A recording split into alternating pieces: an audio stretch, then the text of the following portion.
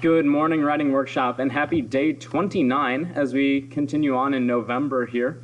Our objective for this lesson is to correct pronoun case errors in writing. I debated using this week to start our next writing project, but with Mr. Forkey and I eliminating one of the final writing projects from the course this semester, that gives us some time to work with. I want to focus this week on our last couple of grammatical concepts and giving you guys some time to wrap up current writing projects before the 12-week grading period ends. If you haven't done today's journal entry virtually, I want you to reflect on a time when you lucked out. Whether you believe in luck or not, when was a time when something seemed to have been going wrong and things turned around suddenly? Continuing on down the line in our agenda here. So right now we're watching our pronoun case notes video. It does say and practice, but there's no graded assignment with this one. I don't want to keep adding a bunch of graded assignments into the grade book with the grade period ending, and I still need to catch up on some other things. While I won't be grading anything regarding pronouns this week, I will be quizzing you over them quite a bit next week. So just keep that in mind as we close out this grading period. You want to pay close attention and take good notes. For Shape Live, so if you do have extra time, I do want you to use it to catch up on assignments or revise your college application essay. In first hour, I'm totally caught up in the grade book, so please make sure you're catching up on anything labeled missing. As a reminder, you can revise your college application essay up to 100% by the end of this week, so that gives you some time to work there. If you haven't completed your persuasive research essay, you'll want to work on that as well. In our next lesson, we'll do pretty much the same thing, but we'll focus on pronoun antecedent agreement instead. And since the grading period is ending, I'll give you even more time to catch up on assignments, wrap up your persuasive essay, those kinds of things. Since the grading period is ending at the end of this week, I would love to get in as much missing work, extra credit, those kinds of things as possible by the end of this week. But please know I'm still working on the grade book as I make this video. Let's take a look at pronoun case errors. And before we go into this PowerPoint, in fact, I don't even need to open it up in regular PowerPoint, that's great. I forgot to pray, so let me pray real quick, and then we'll watch this little overview of how pronoun case works in English. Lord Jesus, thank you for this day and for my writing workshop kids. I know that life is stressful, especially for our upperclassmen, so I pray that you are just giving them time, space, energy, and peace today to do the good work you've called them to do. Please help me to be as helpful as possible as their teacher in this very non-ideal teaching environment that we're in. Please be with us today. Keep us healthy and safe and warm. Please continue to protect us from the coronavirus, and please continue to just pave a path for us to see each other once again next semester. We love you, Jesus. We pray this all in your name. Amen.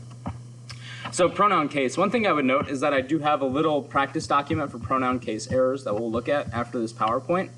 What I would encourage you to do is just take your own notes, just loose leaf piece of paper. You probably know a lot of the rules regarding pronouns already, but it's good to review case because a lot of our most common grammatical errors have to do with pronoun case. I should note, this is not my PowerPoint. I stole this from Red River College. This is apparently written by a guy named Les Hansen in 2002, so clearly pronoun rules have not changed since you guys were born. Let's take a look at how case works. So first of all, the term case in grammar more or less just tells whether pronouns show possession or acts as subjects or objects. Case tells us how pronouns are functioning within a sentence. In English, we use four terms for a case. There's the subjective, those are subjects, objective, direct objects, indirect objects, possessive, and reflexive.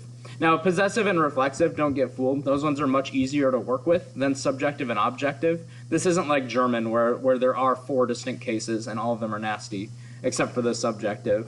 In English, it's more or less the subjective and objective that are tricky. Possessive and reflexive are a little bit easier to work with. The subjective. So we use the subjective case whenever we are working with the subject of a sentence or when we're working with complements later on in the sentence. We'll see those in a moment here. A way I like to think about subjects is that subjects do the verbing in a sentence. So in this first one, she gave her goldfish to the boy next door. She would be the subject because she's the noun or pronoun who's doing the giving in this sentence. Goldfish would be an object. Objects are things that get verbed. So the thing that is getting given in this sentence is the goldfish. To the boy, so boy there is an object of the preposition to. Next door could be viewed as a noun or could be viewed as an adverb, just depending on how you want to frame that sentence. Notice this one. It was he who called me a bad name. Now, it might sound right to you to say it was him who called me a bad name, because we notice that he comes after the verb here. The reason why he is in the subjective here is that we have the linking verb was right here. It's just like when you're answering the phone and someone says, hey, is this Mr. Hantak? Yes, this is he, not yes, this is him. So notice that whenever we have predicate nouns or predicate pronouns, complements in this sentence, after a linking verb, we use the subjective, not the objective. He, not him. The subject pronouns are I, you, which can be singular or plural, he, she, it, we, and they, and then who for the interrogative.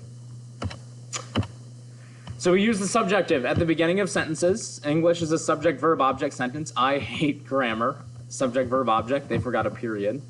After any form of the verb to be, those are linking verbs. The one who ate the most pizza is he. Is this Mr. Hantak? Yes, this is he. And when you refer to the subject of an implied clause following as or than. So my brother is more agile than My brother is more agile than I. My brother is more agile than me. We would choose I there. Just because we're comparing subjects here. He is more agile, I am more agile. That's probably the trickiest rule when it comes to the subjective, is the as or than rule. Objects. So like I said, objects are nouns or pronouns that get verbed. Arnold sent flowers to her. Who's the one getting the flowers sent? Her. It's an object of a preposition right here. All objects of the preposition will be in the objective case. Betty phoned him tonight. Betty's doing the phoning. He is the one getting phoned. So he's the direct object of the verb. Alex hates Garth more than he hates me. So notice here, we have an implied clause, but me here is not a subject, it's an object. Alex hates Garth. Alex hates me. Object pronouns will be me, you, him, her, us. Notice that you does not change, it does not change. Us, or we changes to us, they changes to them, who changes to whom with an M. So we use objects, or the objective case for direct objects. Arnold bought her a new toaster. Her here is actually an indirect object. The toaster is getting bought. The toaster is getting bought for her. We also use it after prepositions, obviously. So several of us girls are going to Cancun for our holidays in March. Notice that any object of the preposition is going to be in the objective case. Possessives. So possessive case pronouns show ownership. We've learned possession before when we learned apostrophes, but that's what we use for nouns. Possessive pronouns never use apostrophes, so there's a little bit of a difference there.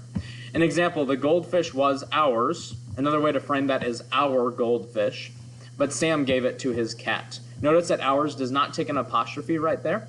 The possessive pronouns would just following it from the subjective to the objective, so it's I should say it's I, me, my, mine, you, your, yours, he, him, his, she, her, hers, we, our, ours, they, them, theirs. So just notice how we just add that extra S for possessives right there. We do not take apostrophes in possessive pronouns. Like I said, possession is not difficult with pronouns.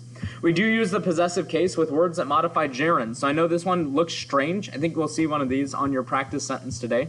I knew that his smoking, not I knew that him smoking in the toilet would make the flight attendants angry. Notice here, even though smoking is a verb, when we add ing to a verb, it can function as a noun, and that's when we want to use possessive pronouns before. I knew that his smoking would make the flight attendants angry. That is the most difficult rule with possession. The chances of our winning instead of the chances of us winning the World Cup are not very good. Our is correct. Got to choose the possessive there. The last case for us to learn is the reflexive. These are all the forms of self. We use reflexive pronouns when one pronoun has already been used to refer to someone. So reflexives are largely used for the sake of clarity. He hit himself with a hammer. If I said he hit him with a hammer, it's unclear who he is, it's unclear who him is. When I say he hit himself with a hammer, I'm implying that there's only one person, and both pronouns apply to the same person. She bought herself a new car, so notice the same thing there. Again, forms of self, so me changes to myself, you to yourself, he, him to himself, she, her to herself, we, us to ourselves, they, them to themselves. And we use the reflexive case. I should say, we only want to use the reflexive case if other cases do not work. It's kind of an I test right there. The minister and I toward the mill, rather than the minister and myself toward the mill. Notice that I is used as a subject there. You never really want to use reflexives as subjects. He kept looking at himself at, now notice, at's a preposition. Object of the preposition, an objective would be him right here, but he kept looking at him in the mirror is unclear who he and him are. Himself is the clearer pronoun there. Couple of rules of thumb. Do not automatically use the word I at the end of sentences. John spread the virus to Martha and I is wrong. To is a preposition, so we need the objective anyway. John spread the virus to Martha and me. If you are unclear what case you should use, you can reduce sentences to their simplest form. So notice here, we have Rod and I, or Rod and me ate 3 pizzas. If we're unclear whether we need to choose I or me right here, what you can do is remove Rod and. Remove the compound noun right there, compound subject, and just leave it to one subject. Is it I ate 3 pizzas or me ate 3 pizzas? Well, clearly it's I. By removing those other words, we can take out, or we can clarify whether we need the subjective or the objective. And you can use that rule of thumb really anywhere as it pertains to pronouns. I hope you took good notes. You can go back through this video and pause as you need to get the notes. Let's discuss a couple of common mistakes in our pronoun case errors document 2.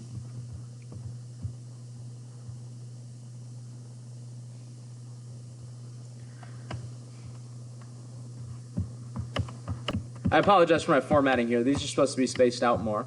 But the following sentences all contain common pronoun case errors. Use the notes that you took to fix these mistakes. It does say with a partner, obviously on your own, and we'll discuss them together. I want you to take a moment, see if you can correct sentences 1 through 8.